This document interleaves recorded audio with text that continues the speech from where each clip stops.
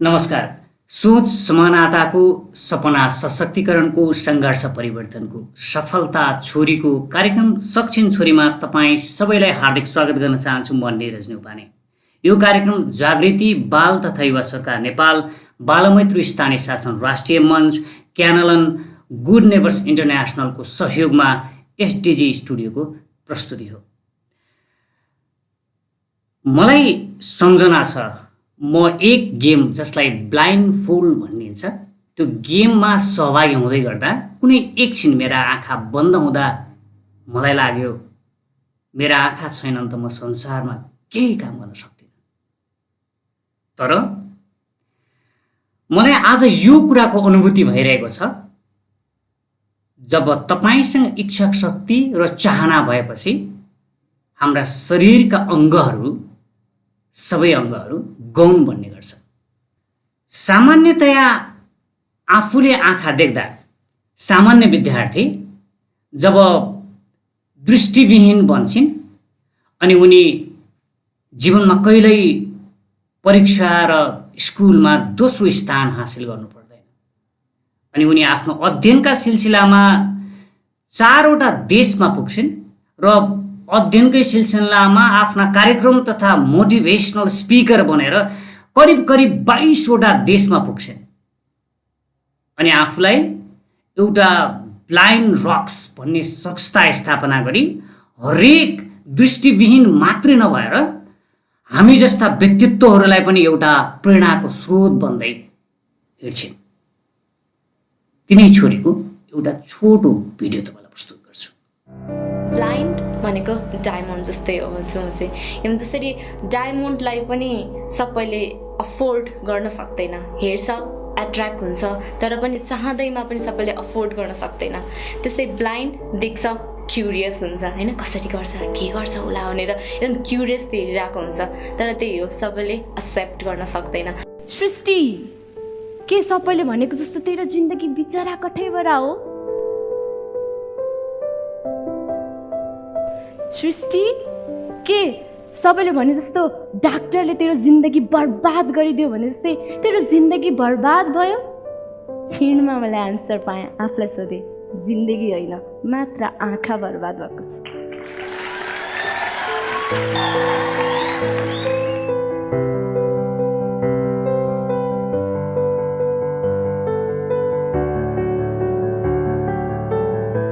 अनि त्यसै क्रममा यता समाज उभिरहेको थियो जो मच्ची अब मेरो जीवनको व्याख्या गर्दै थियो अनि मेरो परिवार एकदम चिन्तित बन्न थाल्नुभयो।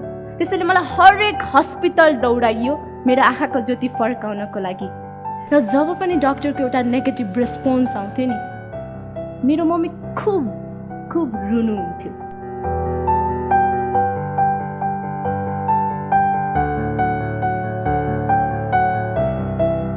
मलाई मम्मीको त्यही आँसुले जिन्दगीमा शक्ति दियो, किनकि मैले सोच्न थालेँ यो आँसु के का लागि?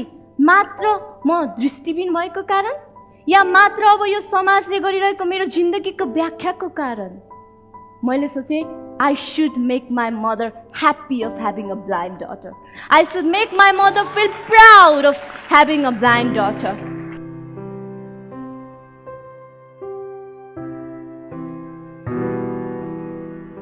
Say together with me that we will rock the world. Come on.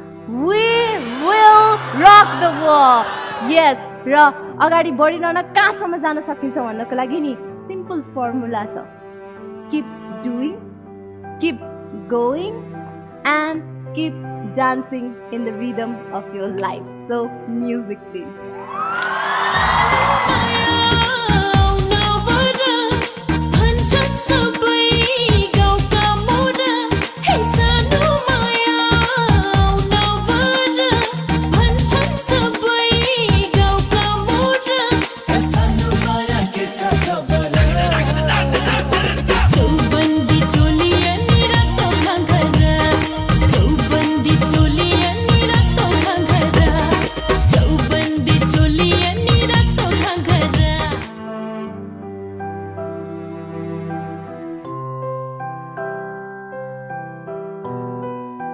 हिरोइनी blind भयो भने त्यहाँ हिरो आएर आँखा दान्दिएर हुन्छ के गरेर हुन्छ आँखा देख्ने बनाइदिन्छ कि भनेपछि तिम्रो लाइफ खुसी हुनको लागि तिम्रो लाइफ डिग्निफाइड ह्याप्पी हुनको लागि यु हेभ टु सी भन्ने एब्सोल्युटली रङ मेसेज फ्लो भइरहेको छ I am blind so what I am damn happy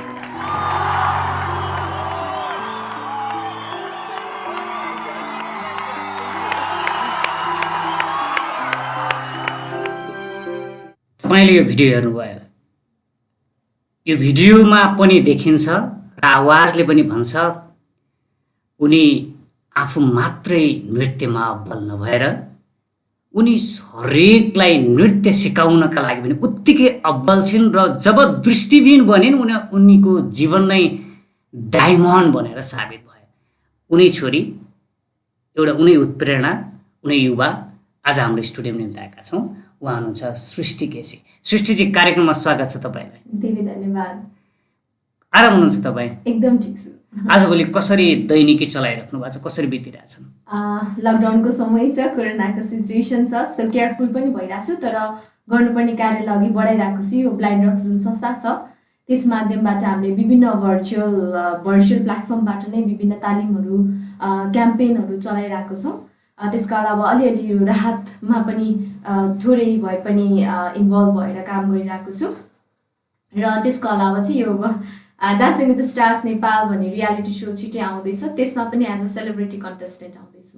भनेपछि अब छिट्टै हामी तपाईँलाई एउटा नृत्यमा पनि अब्बल भएर मात्रै होइन कि एउटा प्रतिस्पर्धामा पनि देख्न पाउँछौँ। कोसिस गर्दैछु। ओके सुजी, अब अलिकति तपाईँको आफ्नो जीवनसँग हामी आज छलफल गर्छौँ। अलिकति हाम्रा हरेक छोरीहरूका लागि तपाईँको कथा एउटा प्रेरणाको स्रोत छ। म तपाईँलाई एकचोटि त्यो 16 वर्ष उमेर जति बेला हरेकको लाइफमा एउटा जोस जागर अनि केही गर्न सक्छु भन्ने आँट आएको उमेर छ, त्यति बेला तपाईँलाई एउटा कुनै औषधिको कारणले गर्दा तपाईँ दृष्टिविहीन बन्नुभयो। त्यो दिनलाई कसरी सम्झिनुहुन्छ? पक्कै पनि अब 16 वर्षको उमेर हजुरले भन्नुभएको जस्तै एउटा जोस जागरको उमेर थियो होइन, त्यसमा म दृष्टिविहीन भएँ। अनि सायदै जोस जागरले सहयोग गर्यो, किनभने समाजले मलाई हेर्ने दृष्टिकोण परिवर्तन भइरहेको थियो होइन। धेरै कुरा मैले गर्न चाहेको कुरा सक्दैनौँ हुँदैन भनिरहेको थियो, तर म त परिवर्तन भएको थिइनँ। मेरो त्यो जोस जागर, मेरो सपना, मेरो हिम्मत केही पनि परिवर्तन भएको थिएन होइन। मात्र त्यो एउटा कन्डिसन थियो, दृष्टिविहीनता थियो। म एज अ व्यक्ति उस्तै थिएँ र त्यो कुरा चाहिँ मैले आफूलाई बारम्बार सम्झाइरहेँ र त्यसबाट बिस्तारै आफूलाई अघि बढाउँदै गएँ। तर डेफिनेटली स्टार्टिङको फेज चाहिँ एकदम सङ्घर्षशील थियो, किनभने एक त मैले आफूलाई अपनाउनु पर्ने थियो, एक त समाजले गरिरहेको म प्रतिको नेगेटिभ व्याख्यासँग मैले कोप अप गर्नुपर्ने थियो। तर ती दौरान बिचमा नै मैले चाहिँ बिस्तारै केही चाहिँ गर्नुपर्छ, मैले अगाडिको मेरो भविष्य छ, मसँग केही न केही छ र त्यो के छैन भन्दा नि के छ हेरेर म जिन्दगीमा अघि बढ्नुपर्छ भन्ने कुराले पनि मलाई अगाडि धकेलिरहेको थियो। सो जुन दिन तपाईँ त्यो अवस्थामा पुग्नुभयो अनि अहिलेको यो अवस्थामा आउँदै गर्दा यो जिन्दगीलाई कतिको सहज अथवा कतिको अप्ठ्यारो कस्तो फिल गर्नुभएको छ? जिन्दगी भनेकै अनुभव हो जस्तो लाग्छ होइन। अनि म त सधैँ अझ जिन्दगी भनेको व्याख्या हो भन्छ। कसरी आफूले आफ्नो जिन्दगीलाई व्याख्या गर्ने, त्यही अनुरूप जिन्दगीले आफ्नो ढाँचा लिँदै जान्छ होइन। त्यही भएर पनि हिजोको दिनबाट आज आउँदा भए उतार चढाव भए होइन, खुसी दुःख भए, सहज अप्ठ्यारा स्थिति भए, तर यी सबै जिन्दगीका सङ्गम हुन्। त्यही भएर यी सबै कुरा मिश्रण भएर मेरो जिन्दगी अघि बढिरहेको छ को अर्थ मेरो जिन्दगी सार्थक हुँदैछ, हुनुपर्छ र अझै हुनेछ भन्ने हिम्मत छ। भनेपछि यो सृष्टिको जिन्दगी साँच्चै नै सृष्टिमय बनेको हो त लाग्छ मलाई। भनेपछि तपाईँ अहिले एकदमै हरेक दिन हरेक समयमा तपाईँले आफ्नो हरेक कुराको सृष्टि गरिराख्नु भएको छ। हजुर, किनभने जिन्दगी बढ्नु भनेकै प्रत्येक हिजोभन्दा आज चाहिँ बेटर हुँदै जानुपर्छ जस्तो लाग्छ होइन। त्यही भएर हिजोभन्दा आज मैले के गर्न सक्छु, के कुरा नयाँ कुरा आफ्नो जिन्दगीमा ल्याउन सक्छु, आफूलाई नयाँ रूपमा परिवर्तन गर्न सक्छु होइन। सृष्टिको अर्थ पनि त्यही हो, क्रिएसन हो होइन। के नयाँ कुरा क्रिएट गर्न सक्छु त आफैमा या आफ्नो सोचमा, आफूले गरिरहेका एक्सनमा, अनि लाग्छ हुँदैछ सृष्टिमय, हुन अझै धेरै हुनु बाँकी त छ। एउटा सृष्टिमयकै कुरा जस्तै तपाईँ जब 16 वर्ष अघि पनि हामी सुरुवातमा पनि भन्यौँ, जब 16 वर्षको उमेर हुनुहुन्थ्यो त्योभन्दा अगाडिको अध्ययन तपाईँ सामान्य विद्यार्थी हुनुहुन्थ्यो। त्यस पछाडि तपाईँ जिन्दगीमा तपाईँले भनेकै शब्दहरू छन् हरेक ठाउँमा, त्यसपछि तपाईँ जिन्दगीमा दोस्रो हुनु परेन। यसको मतलब हरेकमा तपाईँ प्रथम अथवा पहिलो भएर विभिन्न समयमा तपाईँले त्रिभुवन युनिभर्सिटीदेखि लिएर हरेकबाट गोल्ड मेडलिस्ट पनि व्यक्ति बन्नुभयो होइन त? कसरी बन्नुभयो जस्तो लाग्छ तपाईँ? त्यो कहिलेकाहीँ सूत्र हामीलाई पनि सिकाउनु कहिलेकाहीँ केही कुरा गुमेपछि त्यसको महत्त्व थाहा हुँदो रहेछ होइन। दृष्टिहीनता हुनु 16 वर्षको उमेरमा, त्यस पछाडि अब फर्दर कलेज पढ्ने समय थियो, भर्खरै एसएलसी सकाएको थिएँ होइन। तब चाहिँ मलाई अधिकांश कलेजहरूले चाहिँ अब तिमीले पढ्न सक्दैन, तिमीलाई पढाउने भौतिक संरचना छैन, अनेक बहानाहरू आउँथे कि। तब मलाई चाहिँ त्यतिखेर मबाट शिक्षा खोसिँदै गयो कि क्या हो भन्ने त्यो महसुस भयो होइन। र त्यो उमेरसम्म आइपुग्दा चाहिँ ओहो शिक्षा भनेको त एकदमै महत्त्वपूर्ण कुरा हो, भोलि मेरो जिन्दगीलाई मैले अघि बढाउनु छ, आफ्नो भविष्य निर्माण गर्नु छ, र समाजमा जुन किसिमको अचेतना देखिरहेको छु त्यो कुराको नि अन्त्य गर्नु छ त मलाई शिक्षाको जरुरी छ। यो कुराबाट म वञ्चित हुँदैछु, मैले अब जसरी भए पनि पढ्नुपर्छ, कुनै न कुनै उपाय निकालेर पढ्नुपर्छ भन्ने भयो। र फाइनली जब दिल्ली बजार कन्या मल्टिपल क्याम्पसमा भर्ना पाएँ, दृष्टिहीनको रूपमा पढ्न सक्ने आधार मसँग थिएन। यानि कि भर्खर नदेखेको हुँदा मलाई ब्रेल लिपिहरू आउँदैन थियो, अहिले जस्तो प्रविधिबाट पढ्न आउँदैन थियो होइन। र मैले प्रत्येकचोटि चाहिँ उपाय खोजिरहेँ क्या। म चाहिँ त्यो भनाइबाट प्रभावित थिएँ कि if you don't find a way create one होइन। यदि बाटो देखिनौ भने आफै बनाऊ भन्ने सिद्धान्तबाट म प्रेरित थिएँ र मैले आफ्नै उपायहरू निकालेर पढ्न थालेँ। र सायद मेरो एडभान्टेज के भयो भन्दा दृष्टिहीनताले मलाई फोकस पावर एकदम दिएको थियो। मैले 100% फोकस अब स्टडीमा लगाउन थालेँ होइन। अनि त्यही सायद त्यसकै त्यो परिश्रमको फल मैले आज आइएमा गोल्ड मेडल्स भएँ, ब्याचलरमा पनि नेपाली फ्याकल्टीमा गोल्ड मेडलिस्ट भएँ होइन। मास्टर्स फुल स्कलरसिपमा युरोपमा पढ्न गएँ। अब अलिकति तपाईँलाई जस्तै तपाईँले एउटा धेरै भिडियोमा पनि भन्नुभएको छ, जब तपाईँ दृष्टिहीन बन्नुभयो भन्ने कुरा सबैभन्दा पहिले तपाईँको आमाले थाहा पाउनु भयो, त्यसपछि आमा एकदमै धेरै रुनु भयो होइन। त्यो दिनलाई सम्झेर आमाले आज सृष्टिलाई आज के भन्नुहुन्छ? मैले सधैँ भिडियोमा भन्ने पनि गर्थेँ होइन, एक दिन चाहिँ मेरो मम्मीको आँसुलाई हाँसोमा परिवर्तन गर्छु भनेर। पहिला मेरो इन्टरभ्यूहरू आयो, कोही मान्छेले आयो या के हो तपाईँको छोरी हो, के हो देख्दैन कि क्या हो भन्ने बित्तिकै पनि रोइहाल्ने। मम्मी अहिले कसैले तपाईँको छोरी हो भने हो उसले देख्दैन, हेर्नु भएको छैन उसको भन्दै हुन्छ नि। पुरा जस्ट त्यो फुल एक्सेप्टेन्सका साथ अनि त्यो गर्वका साथ अनि त्यो हाँसोका साथ भन्न सक्ने हुनुभएको छ होइन। त्यसमा चाहिँ म एकदमै सन्तुष्टि फिल गर्छु। अब करिब 10 वर्ष पछाडि एकछिन कल्पना गरौँ, 10 वर्ष पछाडि हामीले सृष्टिजीलाई कहाँ देख्न पाउँछौँ जस्तो लाग्छ तपाईँलाई? म त यो अब डिसेबिलिटी राइट एक्टिभिस्टको रूपमा अघि बढिरहेको छु होइन। यो जर्नीलाई म अझ कन्टिन्यू त गर्न चाहन्छु नै।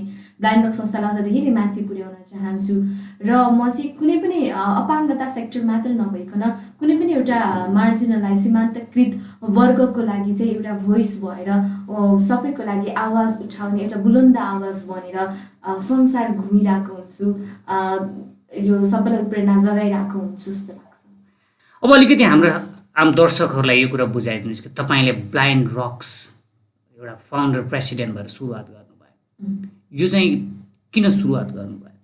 अब यो पनि त्यही मेरो दृष्टिहीनतासँगै नै जोडियो होइन। जब म आफू दृष्टिहीन भएँ र समाजले जुन हेरेको दृष्टिकोणले मलाई हेर्न थाल्यो, तब चाहिँ मैले यो देख्ने संसार र नदेख्ने संसार दुइटै जिएको छु नि त मैले होइन। र यो देख्ने र नदेख्ने संसार बिचको दूरी चाहिँ मैले ठ्याक्कै मेरो दृष्टिहीनताले देखाइदियो कि मलाई। किनभने हिजो कसरी मान्छेले व्यवहार गर्थ्यो, आज ऊ नदेख्न बित्तिकै उसलाई कस्तो फरक व्यवहार गर्छ, जबकि ऊ व्यक्ति फरक छैन नि त होइन। हामी सबै फरक छौँ, तर हाम्रो फरकपनलाई चाहिँ किन फरक व्यवहार गरिन्छ त? यसको अन्त्य चाहिँ हुनुपर्छ होइन। र यो अभियान चलाउँदा पनि जुन कुरा चाहिँ हाम्रो लागि हुँदैन छैन गाह्रो हुन्छ भनिएका कुराहरू थिए, मैले चाहिँ ती कुराहरू टिप्दै मेरो संस्थामा राखेँ होइन। रङ्गीन पक्षका कुराहरू म दिन चाहन्थेँ हाम्रो दृष्टिहीन साथीहरूको लागि, जुन डान्स, फ्यासन, कम्युनिकेसन, एडभेन्चर यस्ता कुराहरू थिए। यी कुराहरू थ्रु चाहिँ मैले दृष्टिहीन अपाङ्गता भएका व्यक्तिहरूको सशक्तिकरणमा काम गर्न थालेँ र त्यसकै साथसाथमा चाहिँ यो अपाङ्गता भएका र नभएका बिच जुन दूरी छ नि, त्यो दूरी मेटाउनको लागि पनि एउटा पुलको रूपमा चाहिँ काम गर्ने सोचले चाहिँ मैले यो ब्लाइन्ड रक्स संस्था थालेको। अहिले कतिजना टिम हुनुहुन्छ तपाईँहरू? हाम्रो बोर्डमा त 9 जना हुनुहुन्छ, तर हाम्रो जेनरल मेम्बर झन्झनै 50 जना जति हुनुहुन्छ। तर मेम्बरसिप नलिएका पनि थुप्रै हामी नेपालमा त हामी पूर्वदेखि पश्चिममा गएर काम गर्छौँ, त्यति मात्र नभइकन राष्ट्रदेखि अन्तर्राष्ट्रिय स्तरमा काम गर्छौँ। त्यही भएर हामीले डिरेक्टली चाहिँ एकदम धेरै नै ठुलो सङ्ख्यामा सबैजना दृष्टिविहीन हुनुहुन्छ टिममा? सबैजना हुनुहुन्न। हाम्रो टिम पनि इन्क्लुसिभ नै गराएको छौँ होइन, किनभने थालनी हामी आफैबाट हुनुपर्छ, किनभने दुवैतर्फबाट दुईवटा हातबाट ताली बज्छ भनेको जस्तै होइन। अपाङ्गता भएका नभएका व्यक्ति सँगै आएर वकालत गर्न थाल्यौँ भने मात्र खोजेको परिवर्तन आउँछ भनेर हामीसँग दुवै हुनुहुन्छ। 9 जनामा 5 जना दृष्टिविहीन छौँ, 4 जना दृष्टियुक्त साथीहरू हुनुहुन्छ। एकदम बलिष्ठ टिम, एकदमै समावेशी बनाउनु भएको छ। अहिले कहिलेकाहीँ त्यो टिममा काम गर्दै गर्दा पनि त्यस्तो तपाईँले फिल गर्नुभएको छ कहिले त्यस्तो विभेद हुने अलिकति? कति पनि छैन त्यसमा चाहिँ। म मेरो टिमसँग एकदमै ह्याप्पी छु। हामी यति कनेक्ट छौँ एकअर्कामा, अनि सबैजना एकअर्काको सिचुएसनमा यति अवेर हुनुहुन्छ नि, त्यहाँ हाम्रो अपाङ्गताको कुरै आउँदैन। हामी सबैजनाको सक्षमताको कुरा आउँछ। कहिले हामीले उहाँलाई सहयोग गर्छौँ, कहिले उहाँले हामीलाई सहयोग गर्छौँ होइन। आफूसँग भएका क्षमताहरू टेबलमा राखेर अनि सबैजना मिलेर काम गर्छौँ। सुटजी, कहिलेकाहीँ यो काम गरिराख्दाखेरि म यदि दृष्टिविहीन नभएर म दुवै आँखा देख्ने भएको भए अझै म धेरै काम गर्न सक्थेँ जस्तो कहिले फिल हुन्छ, कहिले महसुस हुन्छ?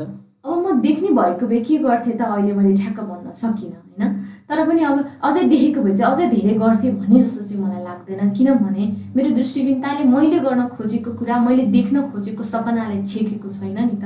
किनभने दृष्टिविहीनताले नै मलाई अब म यो सामाजिक अन्यायको लागि, सामाजिक कुरीतिको लागि लड्छु, अपाङ्गता भएका व्यक्तिको लागि वकालत गर्छु भनेर जुन सेक्टर समातेको छु, सायद त्यो सेक्टरलाई त मेरो दृष्टिविहीनताले केही पनि असर गरेको छैन, बल्कि मेरो दृष्टिविहीनताले त्यसलाई सहयोग पुर्याएको छ। किनभने म आफै यो जीवन भोगेपछि त जसले भोगेको छ उसलाई त झन् ठ्याक्क थाहा हुने भयो नि त, के चाहिँ विभेद छ त, के चाहिँ गर्दा बेटर हुन्छ भन्ने त अझै थाहा हुने मौका हो नि त होइन।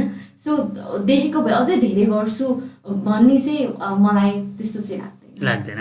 जस्तै कहिलेकाहीँ चाहिँ तपाईँलाई जस्तै सामान्यतः हामीलाई चाहिँ उयो हाम्रा पुराना हजुरबुवाहरूले भन्नुहुन्थ्यो कि नमरी स्वर्ग देखिन्न भन्ने एउटा थेगो छ नि त होइन। हामीलाई नपरेपछि, कुनै समस्यामा नपरेपछि हामीले कुनै काम नगर्ने भन्ने एउटा चलन छ नि त। आफूलाई दुःख नपरे मेरो यो समस्या होइन भन्ने। सृष्टिजी यदि कारणवश यो अवस्थामा जुन 16 वर्षको उमेरमा यो अवस्थामा नपुग्नु भएको भए पनि यही काम गर्नुहुन्थ्यो या के गर्नुहुन्थ्यो? अब मेरो सानो बेलाको मेरो सपना, मेरो ड्रिम जब हुन्छ नि, त्यो चाहिँ म वकिल बन्छु भन्ने थियो होइन। सबैले त्यो सानोमा पनि यसो टाकान टुकुन बोलिरहने मान्छे, इन्जस्टिसमा बोलिहाल्थेँ म सानैमा पनि। त्यही भएर मैले कुनै पनि अन्यायमा बोलिहालेको देखेर चाहिँ मलाई सरहरू म्यामहरूले चाहिँ यो त ठुलो भएपछि वकिल बन्छ भन्दा मैले माइन्डमै म त वकिल बन्छु भनेको थिएँ होइन। र मलाई लाग्छ मैले वान वे अदर मैले त्यही सपना पुरा गरेँ। मैले कालो कोट नलागेको वकिल भएको छु, मैले समाजको अन्यायकै लागि त लडिरहेको छु नि त भनेपछि कुनै न कुनै हिसाबमा जुन त्यो बालपनमा म भित्र एउटा थियो नि, त्यो हुटहुटी एउटा प्यासन केही गर्छु समाजको लागि भन्ने, सायद त्यो मेरो सिचुएसनले चाहिँ मलाई क्लियरिटी दियो कि। त्यही भएर म सधैँ I lost my sight but got the vision of my life भन्छु नि होइन। किनभने मैले क्लियरिटी पाएँ क्या। किनभने कहिलेको त सपना हुन्छ, ब्रोड हुन्छ, तर त्यसमा क्लियरिटी हुनु जरुरी छ नि त। समाजको लागि त लड्छु, कताबाट लड्ने भन्नको लागि चाहिँ मलाई बाटो देखाइदियो कि यसको लागि लड। सँगसँगै तपाईँ धेरै देशमा पनि पुग्नुभयो। अघि हामीले भने जस्तो लगभग 22वटा देशमा तपाईँ कार्यक्रमको सिलसिलामा अथवा घुमघामको सिलसिलामा पुग्नुभयो। 4वटा देशमा चाहिँ तपाईँ अध्ययनै गर्न पुग्नुभयो। कस्तो देख्नुभयो? जस्तो अलिकति हाम्रो नेपालमा भएको यो अवस्था र नेपालकोमा हेरिने अथवा हाम्रो समाज र अन्य देशहरूमा कस्तो भिन्नता पाउनुभयो, विशेष गरी तपाईँ हामी जस्तो अझ दृष्टिविहीनहरूलाई हेर्ने सोचाइ व्यवहारमा? मैले बाहिर जाँदा पनि चाहिँ यस्तो युरोपियन कन्ट्रिजहरूमा त फेसिलिटिजको हिसाबले त हामीलाई एकदमै धेरै फेसिलिटिजहरू छ होइन। बाटोहरू, संरचनाहरू एकदम मैत्री छ। इभन म लन्डनको युनिभर्सिटीमा पढ्दा मेरो डोमबाट युनिभर्सिटी जाने बाटो त्यति एक्सेसिबल थिएन। म मात्रै दृष्टिविहीन व्यक्ति थिएँ त्यो युनिभर्सिटीभरि। उहाँहरूले विदिन 1 हप्ता मलाई अप्ठ्यारो परेको छ भन्ने कुरा दिनमा खबर पुग्न बित्तिकै 1 हप्तामा बाटोको संरचना नै कन्स्ट्रक्ट गरिदिनु भयो कि उहाँहरूले होइन। त्यस्तो धेरै फेसिलिटिजहरू चाहिँ एकदमै उच्च छ। तर पनि हल्का माइन्डसेटमा चाहिँ थोरै समस्या बाहिरका देशमा पनि छन्, जुन सोचमा परिवर्तन आउनुपर्ने जरुरी छ नि, जुन इक्वालिटीको हिसाबले लिन सक्ने चाहिँ त्यति छैन। अब इभन म सरप्राइज भएको थिएँ कि जर्मनी जस्तो देशमा पनि 70% ब्लाइन्डहरूलाई चाहिँ अनइम्प्लोइमेन्टको समस्या छ। सृष्टिजी, अब यो जर्नीमा तपाईँ आउँदै गर्दै गर्दा तपाईँलाई त्यस्तो कुनै दिन छ मलाई यो दिन चाहिँ एकदमै ठुलो चुनौती भयो अथवा यो कुरा चाहिँ एकदमै मेरा लागि सबैभन्दा नराम्रो पक्ष भयो भन्ने कुनै त्यस्तो दिन तपाईँ सम्झिन सक्नुहुन्छ यो जर्नीमा? अहिले थ्रु आउटमा त्यस्ता जर्नीहरू त पनि धेरै नै छन् जसले गर्दा यो चाहिँ मेरा लागि सबभन्दा ठुलो चुनौतीहरू छन् अझै पनि भन्ने कुराहरू। हजुर, अब अब पढाइको सिलसिलामा पढ्न पाइरहेको थिइनँ, त्यो चुनौती थियो होइन। तर सबै हिसाबले एक किसिमले अब म चाहिँ एकदम इम्पावर्ड भएँ भनेर जब म युरोपमा पढ्न गएँ होइन, जहाँ पनि म एक्लै दृष्टिविहीन थिएँ, तर त्यहाँ जुन अब युरोपको देश भनेपछि त व्यवहारहरूमा राम्रो हुन्छ होला भन्ने एक्सपेक्टेसन हुन्छ, तर त्यहाँको त्यो जुन साथीहरू विभिन्न देशहरूबाट आउनुहुन्थ्यो उहाँहरूले चाहिँ मलाई टोटल्ली नेग्लेक्ट गर्नुहुन्थ्यो कि। अनि त्यस पछाडि म त कस्तो इम्पावर्ड थिएँ, कति कन्फिडेन्ट थिएँ होइन, आफ्नो कुरा हरेक गरिरहेको छु, र पनि मेरो मात्र दृष्टिबिनता देखेर चाहिँ अझै पनि यिनीहरूलाई किन इन्टिग्रेट गर्न यति च्यालेन्ज हुन्छ होइन।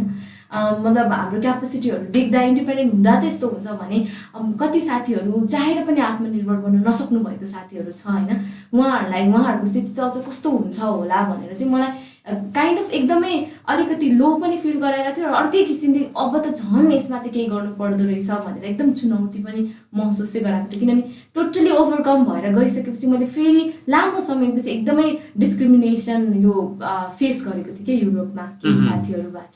सृष्टिजी, तपाईँ एउटा शिक्षित व्यक्ति बन्नमा त कुनै समस्या भएन, अनि यो अभियानमा लाग्दै गर्दा आर्थिक पक्ष चाहिँ कतिको महत्त्वपूर्ण हुँदो रहेछ तपाईँलाई? डेफिनेटली हुन्छ, किनभने आर्थिक रूपमा आत्मनिर्भरता अझ विशेष गरी हामी छोरीहरू अझै हुन जरुरी छ नि त होइन। किनभने जुन हाम्रो अब प्याट्रिआर्कल सोसाइटी छ त्यो तोड्नको त्यो सर्कल तोड्नको लागि पनि हामी आत्मनिर्भर आर्थिक रूपमा चाहिँ एकदमै हुन जरुरी छ। तपाईँलाई कतिको सहज छ? पर्सनली म चाहिँ आर्थिक रूपमा आत्मनिर्भर छु होइन, किनभने म अब ब्लाइन्ड रक्स त म टोटली यो भोलुन्टियर संस्था भयो, सामाजिक कार्य भयो, तर त्यसको अलावा चाहिँ म as a speaker as a trainer both nationally internationally काम गरिरहेको हुन्छु। त्यसबाट राम्रै राम्रै डिसेन्ट इन्कम भइरहेको हुन्छ, त्यसै मैले आफ्नो लाइफ राम्रोसँग चलाउन सकिरहेको छु। तर एक जेनरल रूपमा भन्नुपर्दा चाहिँ अपाङ्गता भएका व्यक्तिहरूलाई चाहिँ रोजगारीमा चाहिँ ठुलो चुनौती छ। अझै झन् हाम्रो अघि भने जर्मनी जस्तो देशमा त 70% अनइम्प्लोइमेन्ट रेट छ भने झन् हाम्रो देशमा त एकदमै धेरै रोजगारीको समस्या छ। अब लगभग हामी नजिक समयको हिसाबले होइन, जस्तै अब विशेष गरी हाम्रो नेपाली समाज अझै विभेद रहित समाज बन्न सकेको छैन, हिंसा दुर्व्यवहार त्यत्तिकै देख्न पाइन्छ। यो अवस्थामा तपाईँ एक दृष्टिविहीन हुनुहुन्छ, त्यसमा पनि छोरी हुनुहुन्छ, यस्तो अवस्थामा नहोस् भन्नका लागि आम समाज र सरकारलाई तपाईँ के भन्न चाहनुहुन्छ? म चाहिँ पहिला त प्रत्येक व्यक्तिलाई चाहिँ आफू सेल्फ अवेयर हुँ होइन। कम्तीमा मैले अर्कोलाई गर्ने व्यवहारमा म एकदमै केयरफुल भएँ भने त्यो प्रत्येक म केयरफुल हुने बित्तिकै सबै हामीलाई सहज हुने भयो होइन। अब आयोग निकाय सरकारहरूलाई चाहिँ स्ट्रङ पोलिसीहरू ल्याउनु पर्यो, आएका छन् है। नेपाल पोलिसी लेभलमा कहिलेकाहीँ एकदमै अपफ्रन्ट पनि देख्छु म विभिन्न आर्टिकलहरू पढ्दा, तर ती कुराहरू चाहिँ सही तरिकाले इम्प्लिमेन्ट हुन जरुरी छ कि, र त्यो प्रपर इम्प्लिमेन्टेसन भएको छ कि छैन भनेर चाहिँ प्रपर मोनिटरिङ स्ट्राटेजीहरू पनि चाहिँ एकदमै ल्याएर त्यसमा चाहिँ एकदमै फोकस र प्रायोरिटी दिएर काम गर्नुपर्छ जस्तो लाग्छ। अनि तपाईँ जस्तै छोरीहरू जो चाहिँ तपाईँ जस्तै अगाडि बढ्न चाहनुहुन्छ, हरेक पाइलामा केही गरेर देखाउन चाहनुहुन्छ, अरू जस्तै म पनि अब्बल छु भन्न प्रमाणित गर्न चाहनुहुन्छ, ती छोरीहरू जो आउन सक्नु भएको छैन विभिन्न कारणले, सामाजिक सोच, अहिले तपाईँले भनेको जस्तै कैयौँ छोरीहरू घरभित्रै काम गर्नुपर्छ भन्ने सोच, कैयौँ छोरी म नै आफै कमजोर छु भनेर आफूले घरमा आफूलाई नै सीमित पार्नु भएको हरेक छोरीहरू हुनुहुन्छ, उहाँहरूका लागि तपाईँ के भन्न चाहनुहुन्छ? म प्रत्येक छोरीलाई चाहिँ नि छोरी नै बन्नुहोस् भन्न चाहन्छु, किनभने यानि कि हामी कहिलेकाहीँ छोरीलाई छोरा जस्तो शक्तिशाली बनेर आऊ भनेर गलत बाटोतर्फ लैजान्छौँ जस्तो लाग्छ होइन। किनभने छोरी सर आफू जस्तो छ आफूले आफ्नो हिसाबमा आफूलाई अप्नाएर अनि त्यो कदम चाल्नुपर्छ भन्न खोजेको यहाँ मैले होइन। र त्यो अनुरूप चाहिँ उसले चाहिँ बी वाट यु आर होइन, म जस्तो छु आफ्नो सक्षमता चिनेर प्रत्येक दिन त्यो एक कदम चलाउनुहोस् किनभने त्यो लामो दूरी पनि प्रत्येक पाइलाले पुर्याउने हो नि त। जस्तो सुकै परिस्थिति होस् तर प्रत्येक दिन एउटा हिम्मतको पाइला चलाउनुहोस्। त्यो भयो भने बिस्तारै हाम्रो आफ्नो गन्तव्यबाट आफ्नो चारवालबाट चाहिँ बाहिर निस्कने त्यो वातावरण हुन्छ। तर अब हामी अरू बन्न खोज्यौँ होइन, छोरा बन्न खोज्यौँ, अरू बन्न खोज्यौँ भने कहिले पनि हामीलाई त सन्तुष्टि पनि हुँदैन, हामी कम्पेरिजनमा मात्र जान्छौँ होइन। त्यही भएर हामी आफै भनौँ, आफूलाई अपनाऊ र प्रत्येक दिन त्यो हिम्मतको पाइला चलाउनु। सृष्टिजी, तपाईँ एउटा साहित्य प्रेमी पनि हुनुहुन्छ, तपाईँ साहित्यमा पनि निकै इच्छा राख्नुहुन्छ मलाई थाहा छ। अन्तिममा एउटा कुनै साहित्यिक कविता गीत एउटा हाम्रा हरेक दर्शकहरूलाई सुनाइदिनुहोस् न। ठिक छ, यो हाम्रो अन्तर्क्रियाकै प्रसङ्गमा छोरीहरूलाई डेडिकेट गरेर म छोटो आफ्नो 4 लाइन एउटा भन्न चाहन्छु। जब जब जीवनमा अभाव बिउजन छ, जब जब जीवनमा अभाव बिउजन छ, पल पल हजारौँ तनाव बिउजन छ, कुल्चन्छौ जब यी काँडाहरूमाझ यो जीवन हुनुको भाव बिउजन छ। सुपर, एकदम ग्रेट। धन्यवाद श्रेष्ठजी, आइदिनु भयो। आज मलाई यस्तो गर्व महसुस भइरहेको छ कि आज श्रेष्ठजी देश नेपालमा जन्मिनु भयो। हरेक छोरीहरूलाई अर्थात् हरेक हामी जस्ता हरेक युवा साथीहरूलाई एउटा प्रेरणाको स्रोत बन्नु भएको छ। तपाईँलाई विशेष धन्यवाद समय दिनुभयो। हजुरलाई पनि धेरै धन्यवाद है, यो समयमा पनि मलाई यता ल्याएर मेरो आवाजहरू अझ विशेष गरी थुप्रै छोरीहरूमाझ पुर्याइदिँदै हुनुहुन्छ। म एकदमै आभारी छु, धेरै धन्यवाद। दर्शक तपाईँले सृष्टिजीलाई सुन्नुभयो र तपाईँ सबैलाई एकपटक आँखा बन्द गर्दा कस्तो महसुस हुन्छ भन्ने कुरा तपाईँले एकछिन आँखा चिम्लिएर पनि महसुस गर्न सक्नुहुन्छ। अनि तपाईँलाई लाग्छ होला जीवन अब आँखा चिम्लिएर अगाडि बढ्दैन भन्ने कुरा एकदमै गलत रहेछ। मात्र चाहिँदो रहेछ तपाईँको इच्छा शक्ति, चाहना र आफूले गर्ने परिश्रम मात्रैमा तपाईँले ध्यान दिनुभयो भने तपाईँ एक सफल प्रेरणाको स्रोत बन्नका लागि काफी हुँदो रहेछ। दर्शकबिन, यो कार्यक्रम हेर्नुभयो होला। कार्यक्रम हेरिसके पश्चात, सुनिसके पश्चात कार्यक्रम कस्तो लाग्यो हामीलाई सुझाव सल्लाह र प्रतिक्रिया दिनुहुन्छ भन्ने पूर्ण अपेक्षा गर्दै आजको कार्यक्रमबाट म नीरज न्यौपाने बिदा हुन्छु।